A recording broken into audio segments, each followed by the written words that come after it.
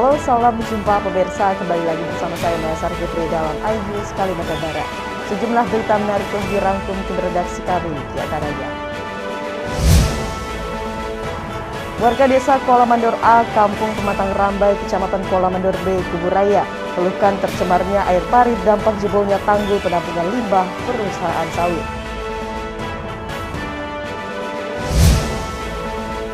Otak pelaku pembunuhan sadis maklar handphone di Mega Timur, Parit Ganduk beberapa waktu lalu masih buron.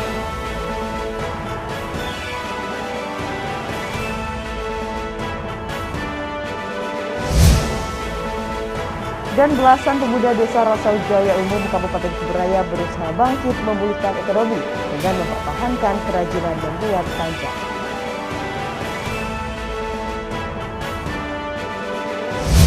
Pemirsa, itulah tadi beberapa cuplikan berita yang akan kami sajikan dalam iNews Kalimantan Barat.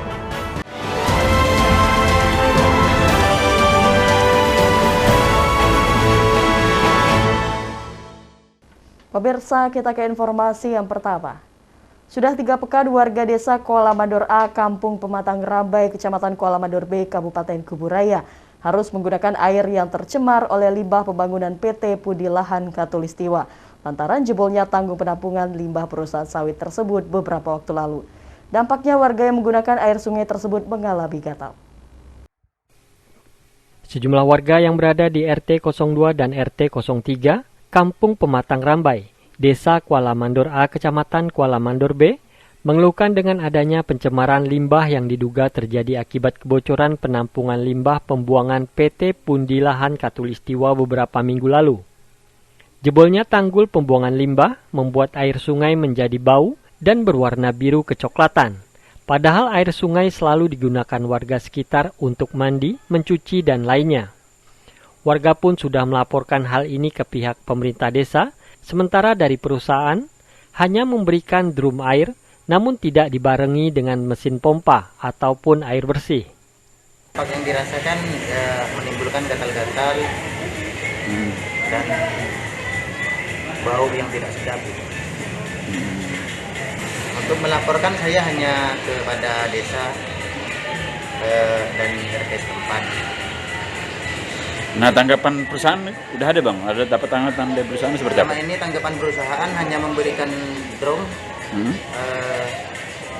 tetapi hanya drum doang bang. Tidak ada untuk air bersihnya. Yang kami rasakan di sana, satu, ya kita udah tidak merasakan air bersih lagi bang. Jadi kita udah tercemar oleh limbah yang akibat jebolnya tanggul pertama kemarin. Jadi kami udah pernah mensosialisasikan juga ke pihak perusahaan dan alhamdulillah sekarang ini udah dinormalisasi. Cuman tanggul itu udah jebol udah berapa minggu, udah jalan 3 minggu bang. Jadi kawan-kawan itu merasakan resah dan sekitaran jalan kami juga di situ ada pembuangan juga bang dari limbah penampungan terakhir itu dijalurkan ke sungai. Jadi kami merasakan bau yang tidak sedap kalau melintasi jalan itu. Kendati pihak lingkungan hidup Kabupaten Kuburaya sudah mendatangi lokasi untuk mengambil sampel air yang tercemar, namun warga tetap berharap pemerintah dapat menanggulangi permasalahan ini dengan adil, mengingat dampak akibat jebolnya tanggul yang membuat warga resah. Dari Kuburaya, Faisal Abu Bakar, iNews melaporkan. Pemirsa, 5 dari pelaku pembunuhan sadis maklar handphone di Mega Timur, Parit Ganduk beberapa waktu lalu sudah diamankan, namun 1 pelaku lainnya masih buron. Menurut Satreskrim Polres Kuburaya, jika pelaku sedang berada di luar kota dan diminta menyerahkan diri. Inilah sepeda motor milik korban Holil yang menjadi saksi bisu sadisnya pembunuhan yang dilakukan para pembunuh bayaran yang disewa oleh MI dan H. Sudah sebulan lebih kasus pembunuhan sadis di Parit Ganduk, Desa Mega Timur, Kecamatan Sungai Ambawang, Kabupaten Kuburaya bergulir. 5 pelaku yang berbagi tugas dan peran untuk mengeksekusi Holil sang maklar handphone pun sudah ditangkap oleh Satreskrim Polres Kuburaya beberapa waktu lalu dan kelimanya sudah diamankan di Polsek Sungai Raya.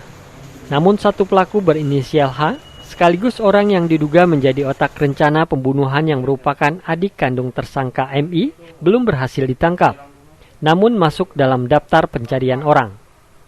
Untuk kasus pembunuhan berencana di Desa Mega Timur, satu orang tersangka atas nama Hajat sudah kami terbitkan DPO, sudah kami ketahui keberadaannya, berada di luar kota. Mengingat situasi masih pandemi, kita belum ada, sudah koordinasi dengan Polres tempat untuk membantu melakukan penangkapan.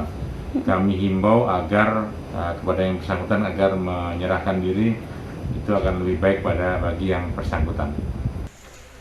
Dari Kuburaya, Faisal Abu Bakar, iNews melaporkan. Komisi Perlindungan Perempuan dan Anak Daerah atau KPPAD Kalbar mencatat sepanjang tahun 2021 ada sekitar 218 kasus yang melibatkan anak di bawah umur.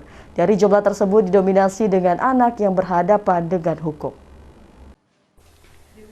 Berbagai kasus anak masih ditemui di wilayah Kalimantan Barat dan ditangani oleh Komisi Perlindungan dan Pengawasan Anak Daerah atau KPPAD Kalimantan Barat.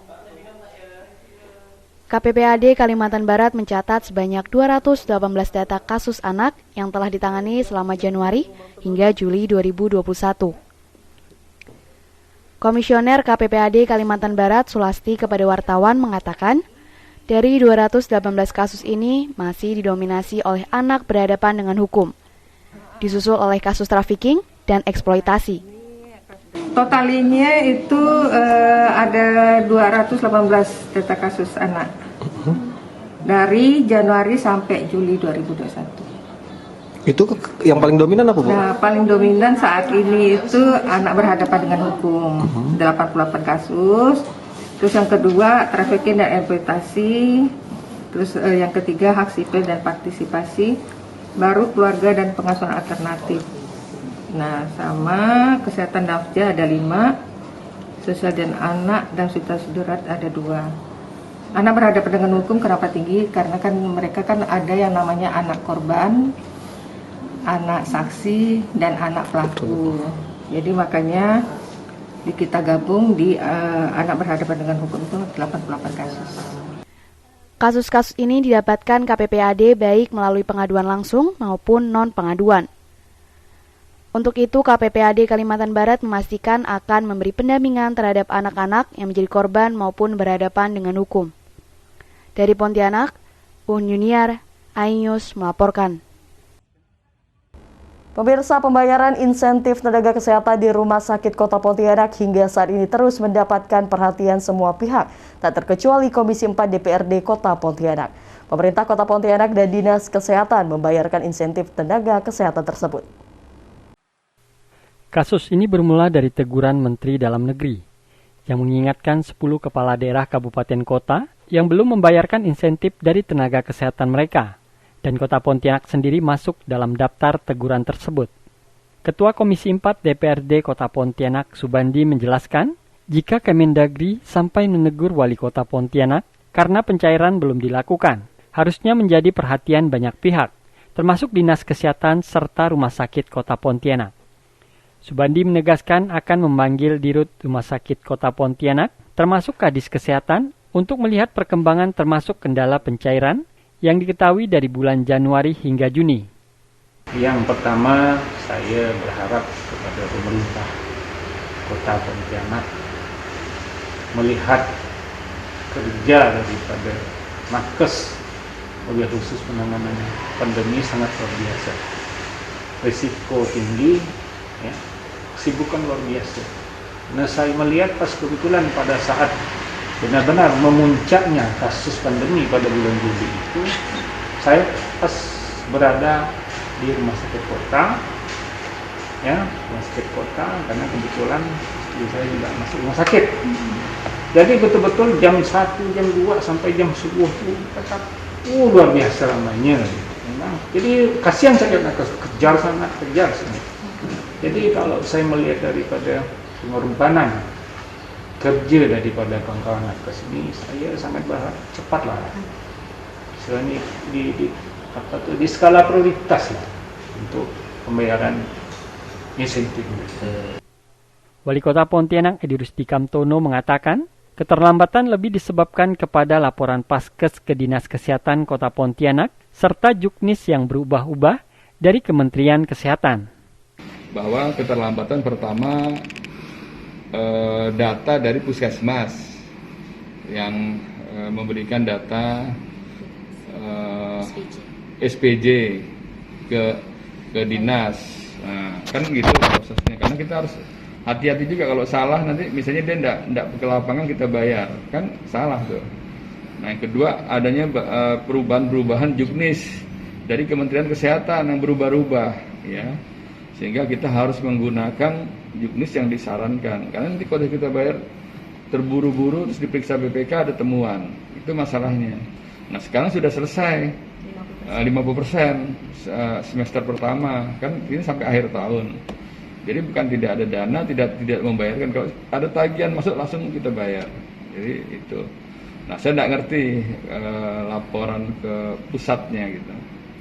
Edi menambahkan pemerintah Kota Pontianak sangat berhati-hati dalam membayarkan insentif nakes sesuai dengan juknis yang ditetapkan. Jika dilakukan terburu-buru, dikhawatirkan menjadi temuan oleh Badan Pemeriksa Keuangan atau BPK. Dari Pontianak, Barlian Pasore iNews melaporkan. Bocah 3 tahun di Mempawah rawat ibundanya yang sedang sakit. Akan hadir sesaat lagi, tetaplah bersama kami.